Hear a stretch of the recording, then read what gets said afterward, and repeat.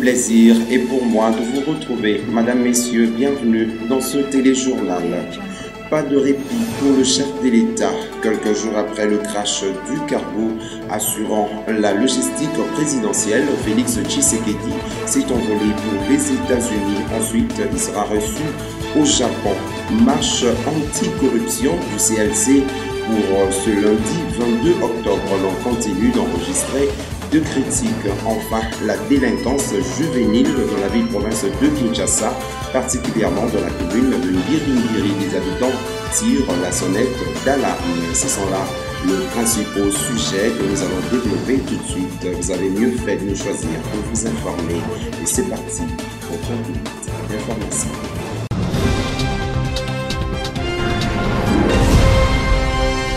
Ce journal part de la présidence de la République. Félix Tshisekedi a quitté Kinshasa mercredi pour les États-Unis, d'où il répondra à une invitation du Japon pour participer à l'intronisation de son empereur. Un déplacement qui intervient après quelques jours du crash du cargo affrété à la présidence de la République, dans lesquels quelques-uns de ses gardes rapprochés et son chauffeur ont trouvé la mort. Philippe Vumbi. C'est en début des soirées de mercredi que Félix Tshisekedi a quitté Kinshasa pour les États-Unis, d'où il revenait à peine il y a quelques jours. Cette visite n'est pas encore officiellement annoncée par la présidence de la République. D'après un article de Politico.cd, plusieurs de ces sources d'informations attestent n'avoir pas été préalablement au courant de ces déplacements. Aux États-Unis, des proches du président de la République affirment que Félix Tshisekedi a une réunion avec le dirigeant du PAM. Mais d'autres affirment par ailleurs que c'est une visite privée. La porte-parole adjointe du président, Tina Salama, a de son côté fait savoir qu'il s'agit d'une tournée qui amènera le chef de l'État congolais, outre les États-Unis, au Japon et en Russie. Félix Tshisekedi ira au Japon à l'intronisation du nouvel empereur nippon qu'il avait invité personnellement lors de son dernier passage à Yokohama, au sommet TICAD. Ce déplacement aux États-Unis intervient alors qu'une polémique enfle au pays à la suite du crash d'un avion militaire tuant des proches de Félix Tshisekedi. Crash de l'Antonov 72, on en parle encore. Le ministre de la Défense, Emengoy, confirme la poursuite des enquêtes pour retrouver la boîte noire de l'avion. La délégation gouvernementale conduite par le ministre précité a quitté Kolé jeudi pour Kinshasa. On a créé une brigade qui surveille les sites pour d'éventuelles recherches parce qu'on doit trouver la boîte noire qui est enfoncée dans le sol, a déclaré Emengoy Mukena, ministre de la Défense, sur Radio Okapi. La délégation gouvernementale a quitté Kananga jeudi dans la soirée. Elle a ramené à Kinshasa 4 corps retrouvés sur le lieu du crash, en plus des 3 qui avaient été déterrés à Okoto. Un 4e découvert dans les décombres a été ramené à Kinshasa par l'équipe des experts congolais qui mènent les enquêtes. Outre le ministre de la Défense, cette délégation a été composée du vice-ministre de Voies des Communications, d'un représentant du chef de l'État, du général Ndaiwel et des experts du domaine de la sécurité et aéronautique. Et au chapitre de réaction, Pati Katanga du Cap pour le changement. Pas d'accord quant à la conclusion du ministre de la Défense. Pati Katanga sur le propos recueilli par Bosco Kabamba et Luzon Kiesi. Pati Katanga, communicateur de la plateforme Mekage, rejette la déclaration du ministre de la Défense en rapport avec le crash de l'Antonov 72. Je ne partage pas l'avis du ministre parce que je trouve sa conclusion hâtive. Parce qu'un avion dont on n'a pas retrouvé la boîte noire, on ne peut pas aller à la conclusion des faits. Il faut attendre que la boîte noire ait été trouvée et à la suite des enquêtes, on pourra savoir exactement qu'est-ce qui s'est passé parce que cet accident, d'abord il s'agit d'un avion présidentiel et puis a entraîné des pertes de vies humaines. Moi aussi je me pose la question de pourquoi on se précipite à donner une conclusion hâtive. C'est trop hâtif ce rapport-là du ministre de la Défense qu'on a suivi ce matin. Je pense que c'est trop précipité. il faut attendre que la boîte noire soit trouvée, que les équipes des experts en matière d'enquête sur les crashs d'avion soient là et qu'on puisse nous donner les vraies causes de la déflagration de cet avion. S'agissant de la marche du CLC, reportée au lundi 21 octobre, Pati Katanga fustige la récupération de la manifestation par Lisanga Bonganga. Si le CLC manifeste contre les antivaleurs, nous sommes d'accord. Mais ce que nous ne voulons pas, c'est la récupération politique que veulent faire certains chégués politiques, notamment Lisanga Bonganga. Un personnage aussi abject comme Lisanga Bonganga se mêle dans les manifestations du CLC comme si lui, Lisanga Bonganga, était l'exemple. Un homme sans conviction, un homme sans scrupules, un homme qui mange le jour avec vous et le soir il est récupéré par le pouvoir, un homme qui trahit en permanence ses amis, un homme qui ne fait que la politique du ventre vide. De politique en politique, vous le savez peut-être déjà, le torchon brûle au sein de la plateforme Lamouka en ligne de mire. La désignation du porte-parole de l'opposition, une question rejetée par la dynamique pour la vérité des urnes de Martin Fayulu et approuvée par le MSG7 de Pierre Lumbi au Congo. Qui dit vrai? Tentative de réponse dans cet élément. Suivez. Porte-parole de l'opposition en RDC, la tension monte au sein de la plateforme Lamouka. Après sa lettre adressée conjointement au président des deux chambres du Parlement, les invitant à assurer la facilitation pour désigner le porte-parole de l'opposition, le MSG7 s'est vu par sa proposition réserver une fin de non-recevoir par la dynamique pour la vérité des urnes de Martin Fayulu, créant ainsi une polémique dans les rangs des Lamouka. Pour l'ancien ministre de Relations avec le Parlement, Jean-Pierre Lisanga Bonganga, cette démarche est une trahison à la vérité des urnes, car selon lui, le candidat Lamouka, Martin Fayulu, avait remporté la présidentielle de 2018 et qu'ainsi, Lamouka n'est pas dans l'opposition, mais dans la résistance pacifique. La réaction n'a pas tardé. Le MSG7, dans un communiqué rendu public, tel une raclée, se dit n'avoir aucune intention de verser dans une polémique irrationnelle et sans objet suscitée par la dynamique pour la vérité des urnes. Le parti de Pierre Lumbi tient à préciser que la loi portant statut de l'opposition dispose en son article 8 que l'opposition politique au niveau national est représentée par un porte-parole. Pour le MSG7, la dynamique pour la vérité des urnes, association informelle et sans statut légal, ne reconnaît pas l'existence d'une opposition légale au motif que le résultat des élections du 30 décembre 2018 proclamé par la CENI n'ont pas été conformes à la vérité des urnes. C'est son droit. Toutefois, elle doit être cohérente avec elle-même et admettre qu'elle n'est pas concernée par la désignation du porte-parole de cette opposition. N'est-ce pas de l'escroquerie politique et de la duperie que, d'un côté, nier l'existence des institutions et de l'autre, maintenir ses élus au Parlement ainsi que dans les assemblées provinciales et exiger la création d'un Conseil national de réforme institutionnelle qui cohabiterait avec les mêmes institutions que l'on conteste? Y a-t-il plus d'imposture que ce comportement absurde de vouloir une chose et son contraire à la fois? Peut-on lire dans ce communiqué? Qui vivra, verra. Venons-en à présent à la marche pacifique contre la corruption, l'impunité et l'impuissance de la justice organisée par le CLC à Kinshasa, initialement prévue pour le samedi 19 octobre. La marche a été repoussée au lundi 22 octobre. Cela fait suite au protocole d'accord signé entre l'Hôtel des Villes et cette structure de l'Église catholique.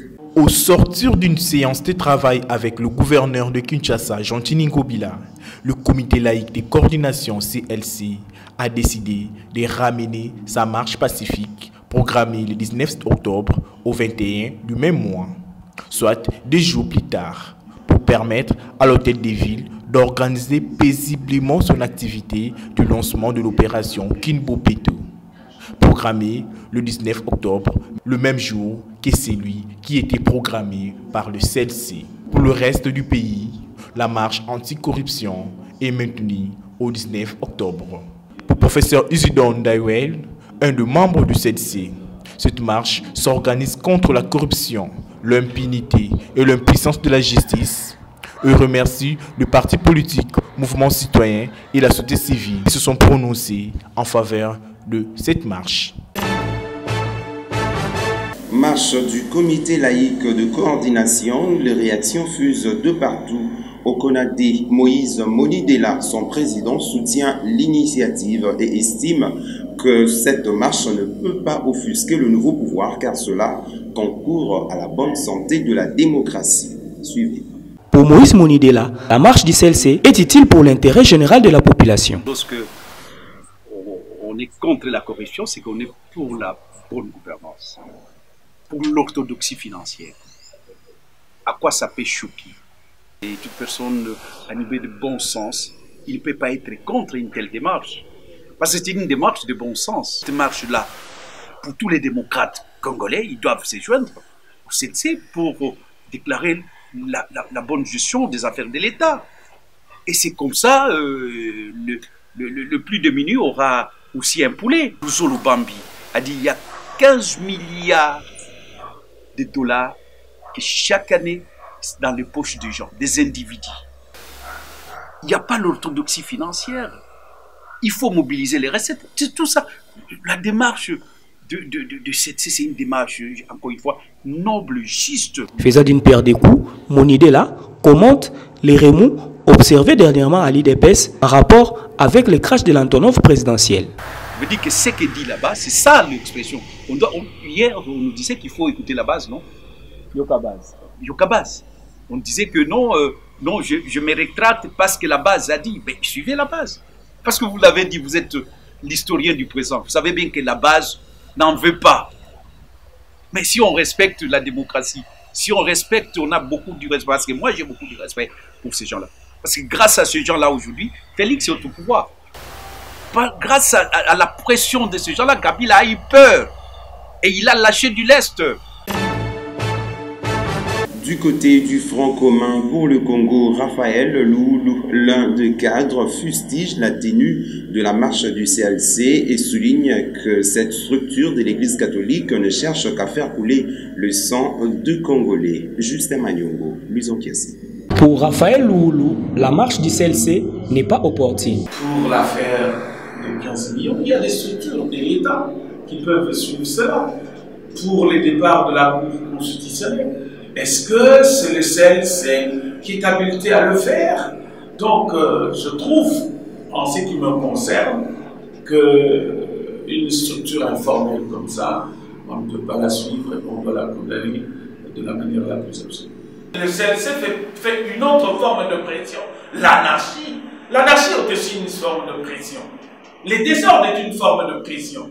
Est-ce que dans un état de droit, il y a place pour l'anarchie? Il y a de la place pour les désordres? Je dis tout de suite non. Faisant d'une paire des coups, Loulou recadre la base de l'IDPS en rapport avec le crash de l'avion présidentiel. Il semblerait, d'après leur plainte ou leur doléance, que c'est le sénateur à vie, notre autorité morale, Joseph Kabila, qui aurait tenté d'éliminer le président Félix Tshisekedi.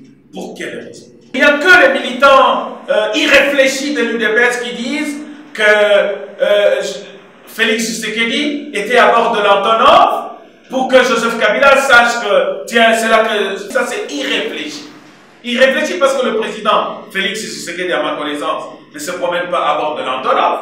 Que les militants de l'UDPS aient un peu de respect, beaucoup de respect pour Joseph Kabila. Parce que c'est lui qui a fait que la démocratie soit effective en République démocratique du Congo.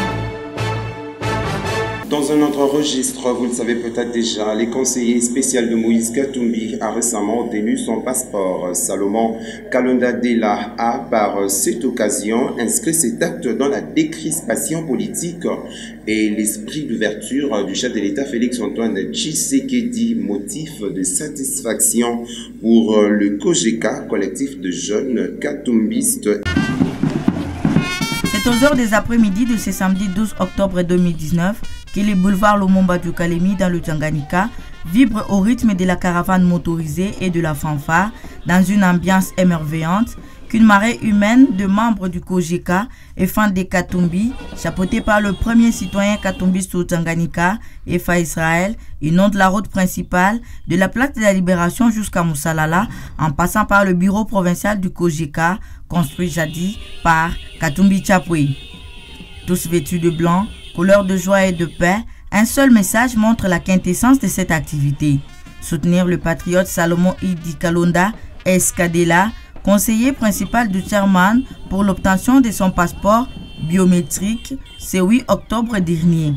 L'occasion se faisant le larron, le coordonnateur provincial du collectif des jeunes katumbistes et de tous les mouvements Katumbi au Tanganyika remercie le chef de l'État Félix Antoine Tshisekedi Tshilombo pour la volonté manifeste de la décrispation du climat politique en République démocratique du Congo.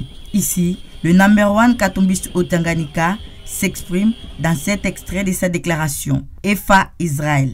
Nous, comme membres des collectifs des jeunes katumbistes, les gens qui s'adorent à l'idéologie katumbiste au niveau de Tanganyika, nous remercions sincèrement le président de la République, l'acte qu'il a fait, les paroles qu'il a dit. De son côté, Amouri Bilungi Justin, vice-président chargé de l'administration et logistique, n'a pas manqué de mots pour exprimer sa joie. Un signal fort. Nous accueillons avec joie le retour de son conseiller principal, Salomon Eskadela, au pays parce qu'il a obtenu son passeport sur ordre du président de la République et que nous ne pouvons que nous réjouir de sa présence parmi nous pour continuer à militer pour l'intérêt du peuple du Congo en général ainsi que de notre province chère Tanganyika en particulier. Pour rappel, Salomon Idi Kalonda n'était pas rentré en compagnie de son patron Moïse Katumbi le 20 mai dernier au pays après 3 ans d'exil. Pour cause, ce dernier n'avait pas obtenu son passeport biométrique. Le chef de l'État avait de son côté, autour d'une conférence de presse à Bunia, en marge des festivités du 30 juin, assuré que le président du PND allait recevoir son passeport. Félix Tshisekedi avait alors sorti des mots aimables à l'endroit de Eskadela. Chose dite, chose faite. Terminons en disant qu'une délégation de 10 membres conduite par le coordonnateur provincial de Kojeka se rendra à Lubumbashi pour l'accueil de Eskadela très prochainement. Nous y reviendrons. Coup de projecteur sur les écoles publiques en état de dégradation fort avancé. Belvedere Motobo. À côté de la gratuité de l'enseignement de base qui piétine à ce jour, plusieurs chantiers attendent le nouveau pouvoir, comme le démontrent ces images. Beaucoup d'écoles publiques sont dans un état de vétusté. Dans le Congo central, à Luozi, cet établissement scolaire ne fait pas exception. Un bâtiment en mauvais état, pas de sanitaire, des salles de classe sans toiture ni pavement, et l'herbe y pousse paisiblement. Les élèves étudient dans les conditions difficiles et misérables. Jusqu'à ce jour, tous ces problèmes n'ont pas trouvé d'écho favorable. Restons dans le même registre. Ce matin, la population de la commune de Ngiringiri a vécu un scénario de délinquance juvénile de la part des élèves du complexe scolaire Prospérine. Plus de détails dans cet élément signé Bosco Kabamba. Nous sommes devant le complexe scolaire Prospérine situé dans la commune de Ngiringiri où les élèves de cet établissement privé s'élancent aux actes de vandalisme communément appelés Kuluna.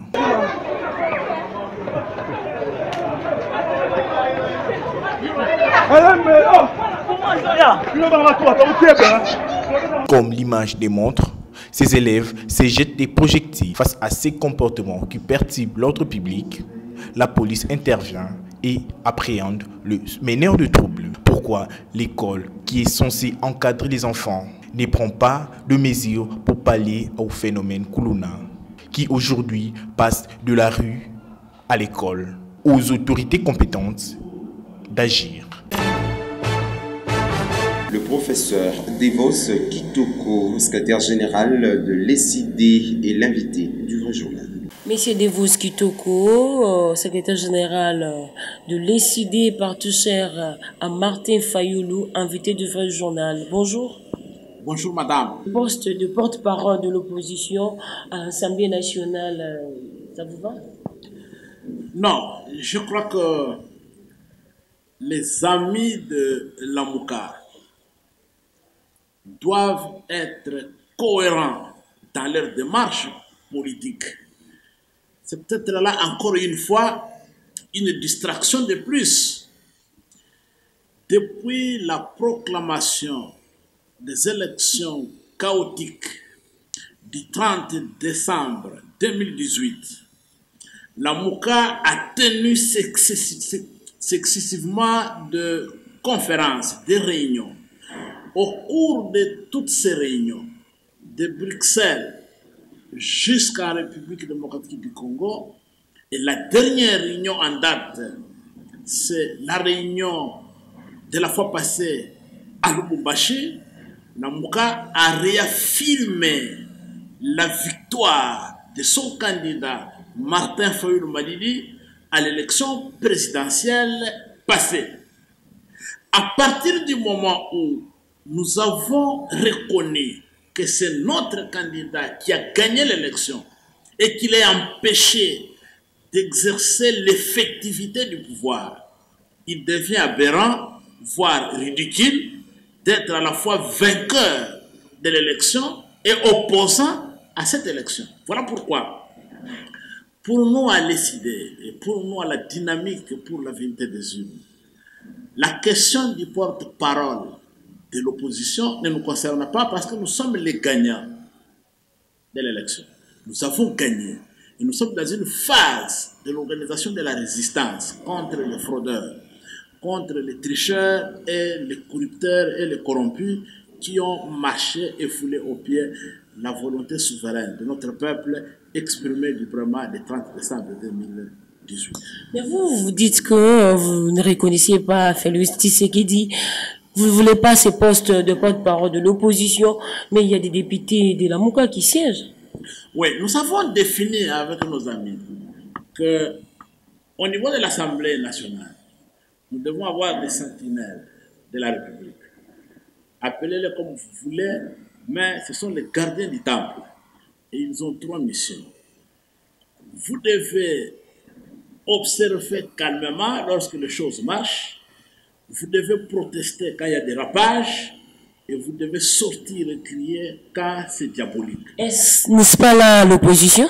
Non, ce n'est pas une opposition. Je ne sais pas ce que... Nous sommes dans un combat politique avec des stratégies bien définies. Ce groupe fabriqué par M. Kabila qui se retrouve à l'Assemblée nationale, il faut les surveiller. Dites peut-être qu'à l'Assemblée nationale, nous sommes dans une mission de surveillance. Pas d'opposition, juste pour surveiller. Pas d'opposition. Nous surveillons les fraudeurs, les corrupteurs et les corrompus pour éviter qu'ils ne fondent pas la nation, qu'ils ne détruisent pas les pays. Donc, on veut dire qu'au sein de la Mouka, il n'y a pas de cohérence, il n'y a pas d'attente, parce que Moïse Katumbi, de l'or, il a dit qu'il fallait faire l'opposition républicaine. Ben oui. Voici ce que dit la loi portant statut de l'opposition à la République démocratique du Congo. Est appelé porte-parole de l'opposition dans le contexte d'une élection transparente, crédible et démocratique, le leader d'un parti politique majoritaire au Parlement, mais que ces leaders, que le poids politique de ces leaders soit l'émanation d'une élection démocratique, libre et transparente. Et pourtant, tout le monde le sait. Mais pourquoi aujourd'hui, tout le monde est unanime que le CLC doit organiser la marche? Pourquoi les cash ne s'y opposent pas?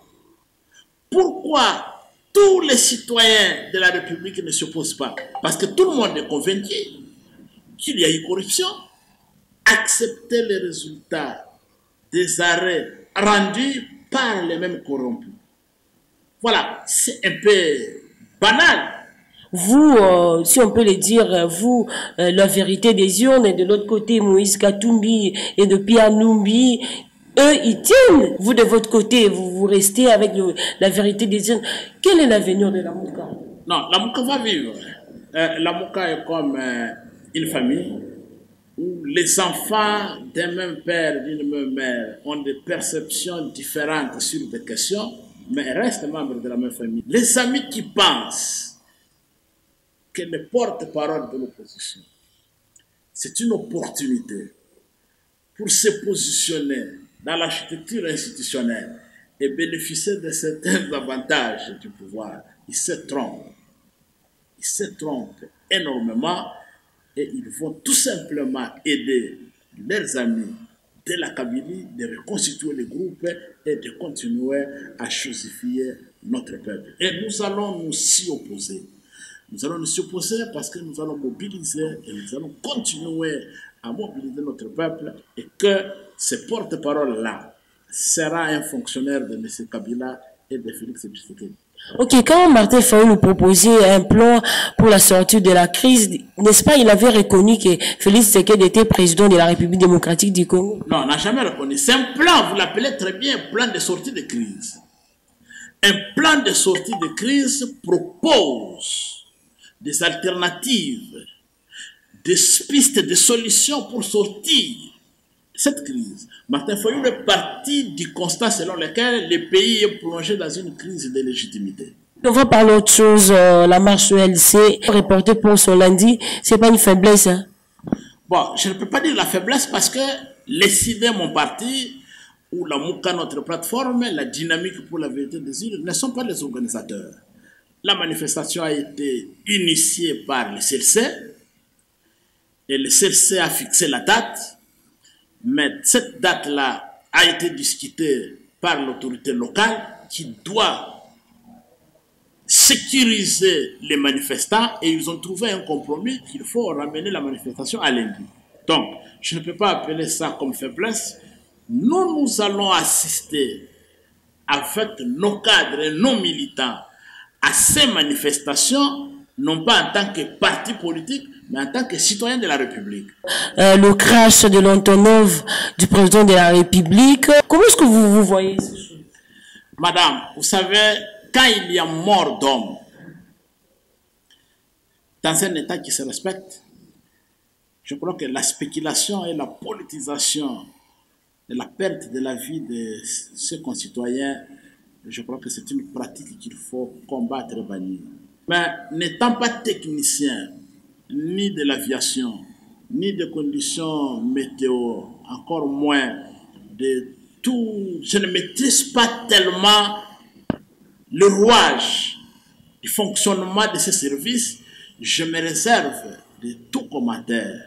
Mais je souhaite tout simplement qu'une enquête sérieuse soit menée pour que les responsabilités soient établies. Quitté par ces sujets, Félix Tshisekedi encore aux États-Unis. On a vu l'autre fois sa présence aux États-Unis, quand même l'ouverture. Cette fois-ci encore, il y aura de bonnes choses. Bon, la question que nous nous posons, et la question que je me pose personnellement, c'est de savoir, après avoir usurpé le pouvoir, à quel moment M. Tshilombo dirige le pays? Parce qu'il n'a jamais fait un mois dans son bureau. Et quand il voyage, il amène avec lui celui qui fait office de vice-président, mais constitutionnellement non reconnu, et qu'on appelle le directeur de cabinet. Toujours à ses côtés et partout. Et avec lui, l'ensemble des principaux conseillers et techniciens à la présidence. Vous voyez la légèreté avec laquelle on considère les affaires publiques. Mais dans l'opinion, les gens abondent dans tous les sens. Certains pensent qu'il ne se sent pas en sécurité au bureau dans son pays et qu'il voudrait passer la plupart de son temps à l'extérieur où il prend un peu d'air de liberté. Et d'autres disent, c'est une question, je ne sais pas, de compétences, est-ce qu'il ne sait pas ce qu'il doit réellement faire au bureau? Voilà, donc, nous prenons toujours le peuple au témoin pour qu'ils comprennent que le pouvoir qu'ils avaient confié par un vote massif à un homme qui s'appelle Martin Fayulu et que par fraude, par tricherie, par deux fois contournée, cette victoire a été récupérée nuitamment et confiée à un usurpateur, et ce pouvoir est aujourd'hui dans la rue et il nous appartient. Et vous, Kitoko, invité du Vrai Journal, nous vous disons merci. Et c'est moi qui vous remercie, madame. C'était le professeur Devos Kitoko, secrétaire général de l'ECD de Martin Fayoulou, l'invité du Vrai Journal. Merci de la sympathique attention que vous nous avez accordée du côté de Goma et partout ailleurs dans le monde. Madame, messieurs, ce journal est terminé. Au revoir.